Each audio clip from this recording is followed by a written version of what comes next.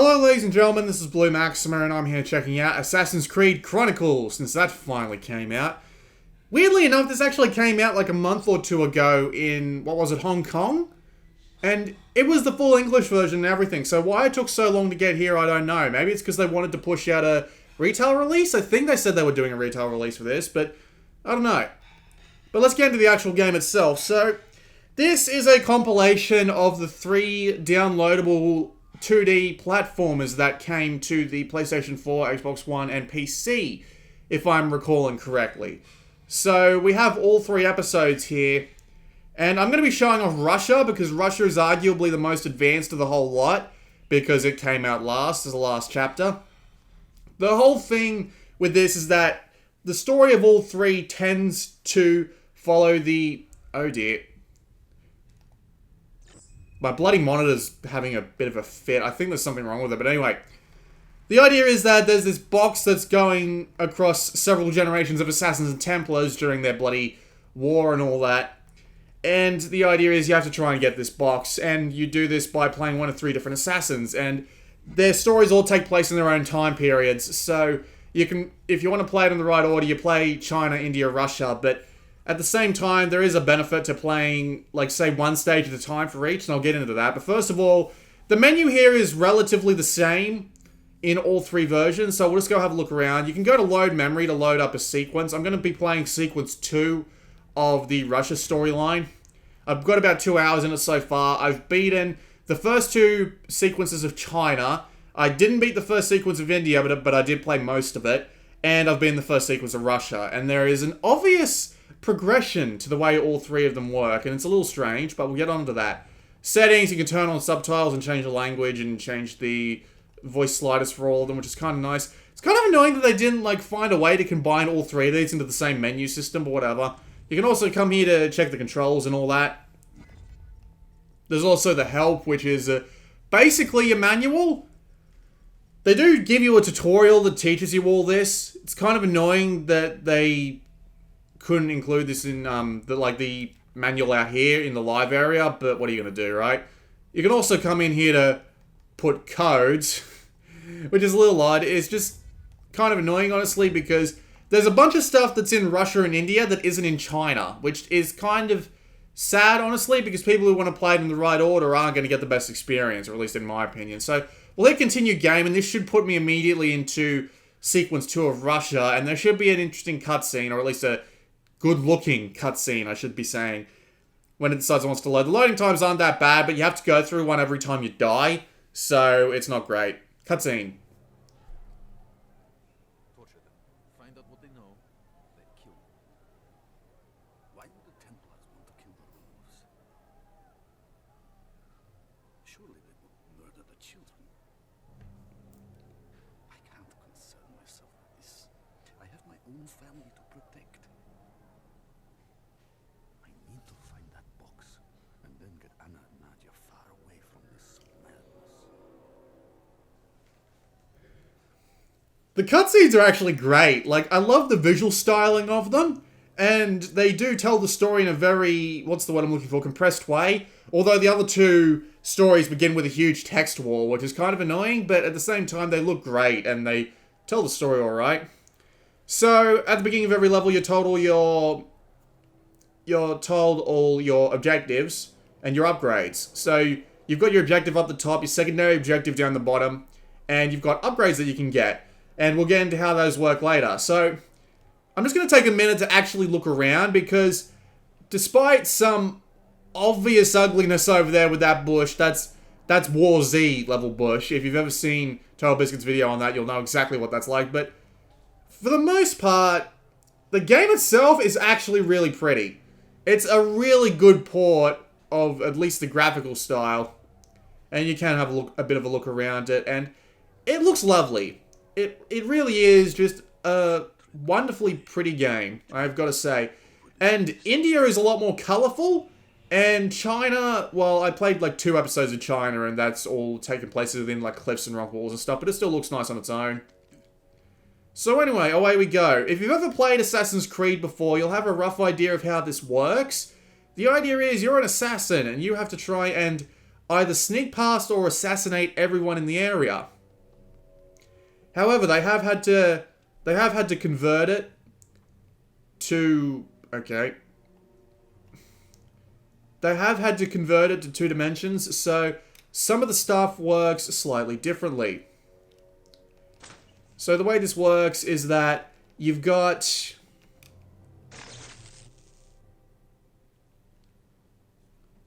The way this works is that enemies now have vision cones, so you can see those little cones that are sticking out in front of them there.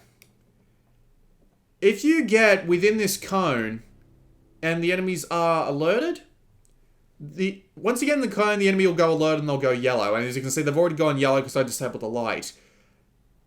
If you get too close, it'll start filling up with a red shape. And that red shape will, if that red shape touches you, you get seen. And that's how this works. So I'm going to try to take down this guy. Grab his body. If I grab his body, there we go. And put him down about here. And I'll take down this guy too. Just be nice and quiet about it. So the game works a lot like your typical Assassin's Creed game. You got to sneak your way around. You got to find things like hidden collectibles, like that's a hidden collectible. You can loot bodies, although this is something they only introduced in India, which is a little strange, but not that big of a deal, honestly. A little bit of a problem with layers here, because you can't tell if that guy's going to see you or not if you walk into his line of sight, which kind of sucks. I'm going to work under the assumption that he can't. Yeah, I'm good. There are also things like hiding places. So if I hide here, wait for this guy to turn around. We do have eagle vision, so we can see enemies' patrol paths as well. This is a hiding spot. So if I hide here and wait for this guy to come here, I can grab him. Even better, I can hide his body in the hiding spot. So the idea is, the game is split into a bunch of sections like this with a bunch of collectibles and a bunch of things you can do. I do have a bunch of other gadgets too that'll help out with the purpose of this, but we'll just keep moving along for now. One thing I don't kind of like about the whole design of this game is the... Right. The one thing I don't like about this game's visual style is the over-reliance on red objects. That's actually kind of annoying, honestly. Yep, okay, I got it.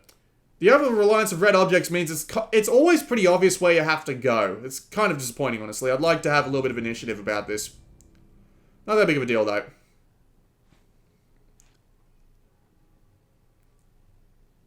So I might as well show off some of the gadgets. So every individual assassin has their own unique gadgets. So, for example, I actually have a bloody musket because I'm a Russian, and of course all the Russians have guns. That's just kind of a stereotype, isn't it? So if I can actually... Oh, no, I can't use the gun while I'm up here, but you can actually use the gun to... Whee! And I hide. You can use the gun to headshot enemies, but that's probably a bad idea because I'd end up getting into combat. I will show off the combat system in the next couple of areas. You may also know that I've gained points. Now, down the bottom left there, you can see both a point multiplier and a point count. Depending on how well you do in a particular part of the level, I didn't mean to pause there. Depending on how well you do in a particular part of the level, you'll get more points for it. There are several different ways of getting points. So if you go full on combat and attack everybody, you'll get a brawler medal. If you kill everyone, you'll get an assassin medal. If you... Excuse me. And if you manage to get past without being detected by anyone or killing anyone, you'll get a shadow medal. And some of these are worth more points than others. Also of note, if you manage to do something along the lines of... Are those bushes? Yeah, those are bushes. I can... Oh no, it's a different plane entirely. Silly me. Yeah, some of these are worth more points than others, and if you manage to do multiple areas in a row without getting seen, you'll get bonus points. Again, this isn't in China. Like, they introduced this in... I'm trying to remember what blood... Yeah, there it is. Right. So if I overload that... Okay, I've opened a path to the house. Now I need to find my way back without getting seen by these guys. I'll wait for him to turn, and back I go. I'll get up there before he turns around. There we go. Admittedly, this is a hell of a lot more satisfying than you might think. It's actually great. And every individual area, whether it be the India, the China, or the Russian areas, actually have their own unique obstacles to get around, and as I said before, their own unique gadgets. So I might as well show one off. Smoke bomb. Oh no, that was a mistake. All right, I'm on alert, so I might as well show off the combat. So here's how the combat works. It's actually fairly simple. You have a light attack and a heavy attack. Heavy attack obviously does more damage, but takes more time. I got desynchronized there because I've only got 1 bit of health. That's a bit silly. It's alright though. Game's gonna... I really hope that my screen blanking out doesn't show up on the thing, but anyway. I'll show off my smoke bomb gadget. Watch this. Now I can assassinate him! And now that guy's on his own, I'll show off some combat. So, hi. Oh, I just assassinated him. Never mind. Is there another guy around here? Ooh. Hi. So this is how combat works. Ow. I really shouldn't be going at these guys with just 1 bit of health, but... Hang on. You know what? Screw it.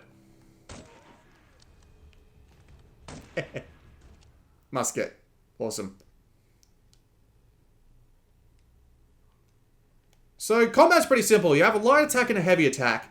The heavy attack is slower, obviously, but does more damage, and it's the only way to kill weakened enemies. So, you have to be using that pretty much constantly.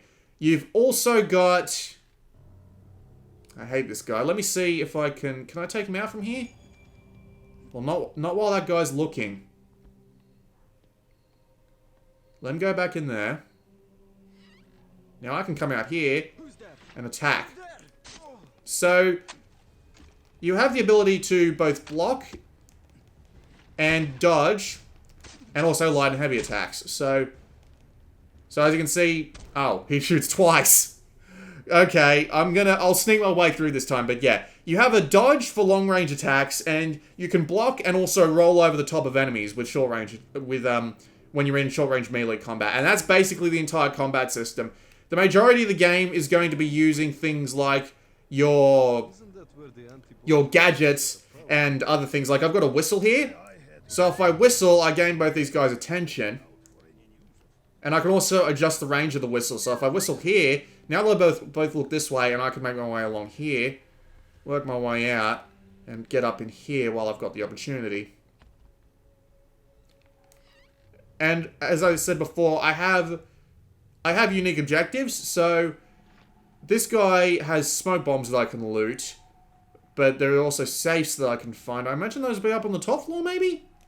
But yeah, secondary objectives also give bonus points. Can't stay in Eagle Vision mode for too long, unfortunately. And I've got to admit, this is a hell of a lot of fun. Like, there are some segments that can be really frustrating, but at the same time, there's a lot of... I'm going to... Right, I gotta get this guy's attention away from here. So if I come back along here, make my whistle just strong enough, we'll gain all their attention. I can come down here, sneak my way past this guy, and work my way out the window. There we go. This is a hell of a lot of fun, admittedly. Just trying to be as sneaky as possible. Oh, nope. Nope. You can't see me because I'm in bushes. Bushes, one of the only words that sounds creepier every time you say it. But anyway. As long as you're still in bushes, you can't be seen. But if you're... What are you? As long as you're still in bushes, you can't be seen. But if you're, why can't I move? Oh, there we go. Right, I gotta get out of the bushes. So I'll wait for him to look in the other direction. And away I go. Two guards that are talking to each other can't see you, which seems a little bit odd. But yeah, this is a hell of a lot of fun. There's a lot of variety in the way that you get lots of different gadgets in between assassins, and you also get lots of different things to work with. Like, Russia's got things like telephones, which you can use to distract enemies, and they've also got things like, and as you saw before, they've got like, what's the word I'm looking for? They've got things like electric wires and pressure mines and stuff like that. You've also got things like, in India, you use chakrams, which is kind of amazing. And you can hide behind things like statues and... You can hide behind things like statues and under statues of elephants, and it's all a very pretty color scheme. And in China, you've got... Christ, I'm trying to remember what you have in China. But yeah, either way, it's still a very, very heavy variety sort of game. This is just one of 3. Unfortunately, as I said earlier, some of the... What's the word I'm looking for? Some of the improvements that are in India and Russia don't actually come forward to China. Like, there are some enemies... Like, there are, you get upgrades mid-level in India and China, but in... not India and China, India and Russia, but in China you have to wait till the end of the level. There's also, you know, different gadgets and different types of enemies that don't show up until later and stuff like that, and it's just disappointing, honestly. It could do to be a little bit more interesting. I can't bloody see. Right. Also, in India, why can't I see? What's going on? Oh, this is a bit of a bug. Hang on, if I go outside and then come back in, it should let me see. Maybe it won't. Hang on. Maybe it's because I used Eagle Vision. This is surprisingly annoying. I've never seen this happen before. Okay, maybe it's a little bit... Oh, there we go. Yep, that's away. No, I did not mean to do that. Did not mean to do that. Thankfully, you can slide and all that, and I'm gonna get seen. Hang on. Smoke bomb. And surprise, motherfuckers.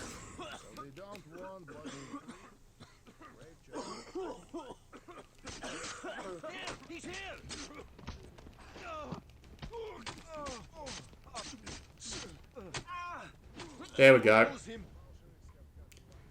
That was surprisingly annoying. And unfortunately, since I've been seen, I lose my score multiplier. So there is a very good...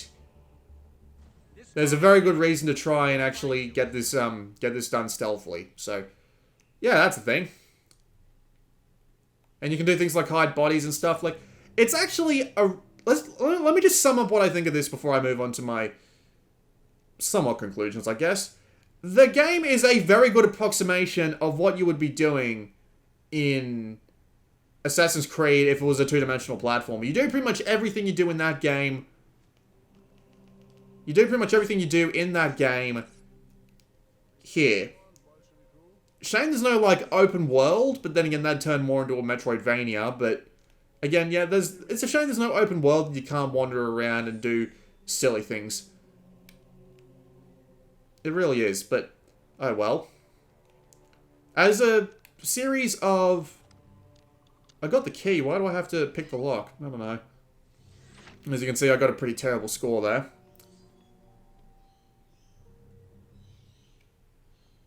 It is a pretty good approximation of what you do in an Assassin's Creed game, though, and I am quite enjoying it, more or less. I can't go out there, and I'm trying to pick up... There we go. Fine. Okay, now that guy's not looking, I can make my way out here.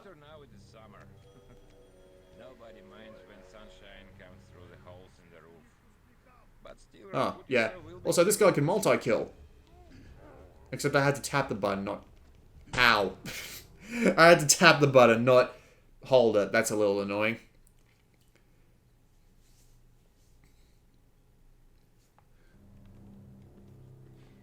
But yeah, game still did not mean to do that. Let's restart the checkpoint. Thankfully, the loading times are pretty quick, so I might as well talk about the port. The port itself is okay for the most part. As I said before, it looks good, but the frame rate can get a little bit out of hand at times. It's not terrible by any means, but it's still not fantastic. Game still remains perfectly controllable in the meantime, though, so it's alright. Hang on, if I get closer, multi-kill. That's a way. This guy got anything on him that's useful? Am I full? And it does have that old Ubisoft thing about it, where there's a bunch of... Was I supposed to go the other way? Yep. Fantastic. Right. Oh, I've been seen and I've been shot. Alright, never mind. I will use the phone, and I will get it to...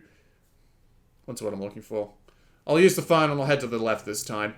The levels are pretty long as well. Like, I mean, obviously I've failed a couple of times, so that'll make the levels a bit longer. But they can be like 20 minutes each, and you get like 12 of them, I think it was, in all 3 of them. So the game's got a fair bit of longevity to it. There is a plus mode, which lets you get more unlockables, and then there's a plus hard mode, which which leaves you with only 1 health. And it leaves you with only 1 health, and you've only got the what's the word I'm looking for? And the enemies are a hell of a lot more alerted when you get seen. So like you'll get seen almost immediately. So that's a interesting way of handling things. Kind of seems like it's taking the piss though, considering it's got like 3 difficulties. But you unlock both the plus and plus hard modes once you finish the game, so it's not that big of a deal. So there's a fair amount to do. It's also got that Ubisoft bullshit where there's a bunch of collectibles that make no difference whatsoever. Like there are a bunch of chests that are hidden throughout the levels that have like story scrolls in them, which to be fair, in universe this makes no fucking sense. Like these are all supposed to still be video games, right? So I don't understand what the hell they're trying to do exactly. If I go in and take a couple of them out while I've got the chance. Out the window. And I will leap to the left. Can't be seen, although this layer bullshit is a little annoying. It's still pretty damn good though, and despite the fact that the story scrolls make no sense, it's still a bit of fun. And yeah, I am gonna just like go in and try and kill these bastards again. Maybe if I can draw the guy over here. Alright, come over here and let me do a window takeout. There we go. Now if I hop in, I'll just kill this guy. Yay! Yeah, this game's fun. It reminds me a lot of Blackgate, which Batman Arkham Origins Blackgate, which wasn't actually that good, honestly, but this takes the whole idea of being an assassin and translates it into 2D actually pretty damn well, especially the later episodes. And while it is more of a puzzle platformer more than anything else due to the way the enemies work and all that, still a damn good time. Damn, I can't leap any further than that, so I'll have to drop down here while I've got the opportunity. And there's a lot of levels and a fair amount of challenges involved, and my kit just... Right, do not go down there, because filling the screen up with grey is the best way to kill the kit. Right, so... How are we going to get through this little bit of nonsense? Well, I think I might... Am I going to be able to window take out? Nope. Right, I better pick this lock. Oh, hi. Ow. Oh, that hurt a little. There is actually a health upgrade you get in the first level, but I didn't actually get it because I was being a bit lazy. So, that's a little bit unfortunate. Really could have used that right now. Alright, let's try and figure this out. So, okay, hang on. If I... Oh. That was bad luck.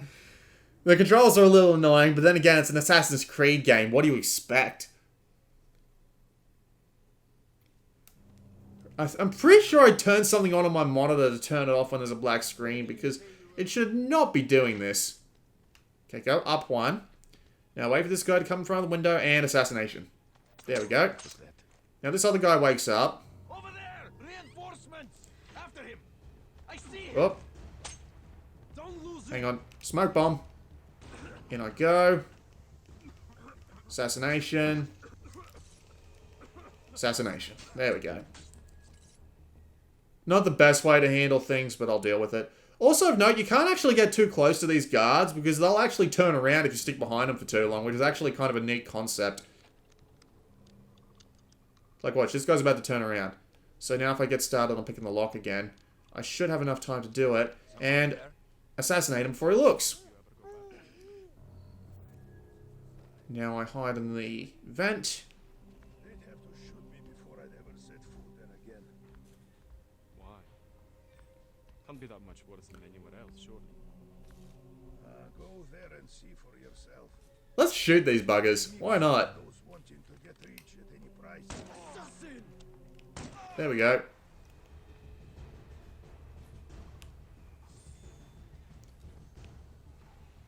Unfortunately, we have drawn reinforcements.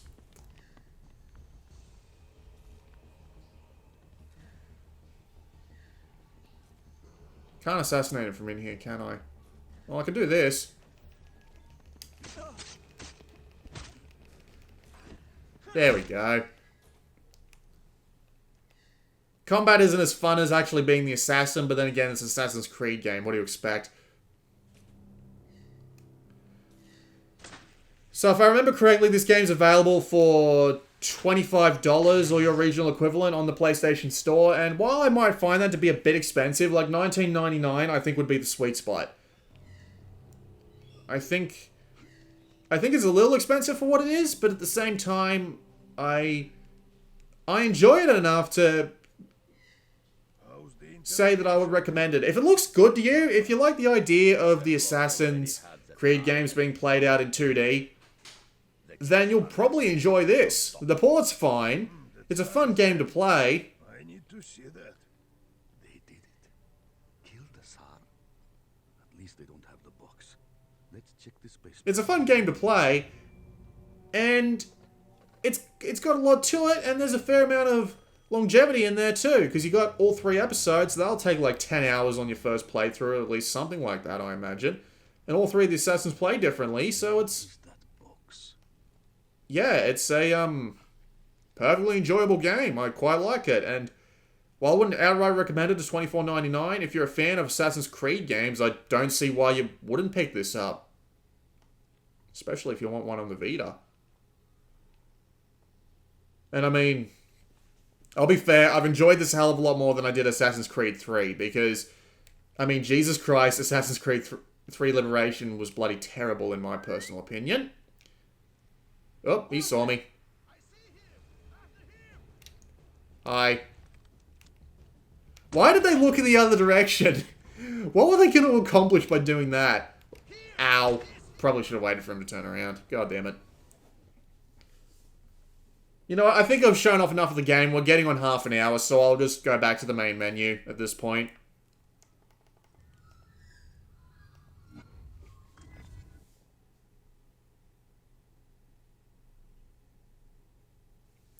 Really hope I don't have to stitch this together in like 10 individual Fraps clips, but oh well. So that was a quick look at Assassin's Creed Chronicles. It's worth the time if you're a fan of Assassin's Creed.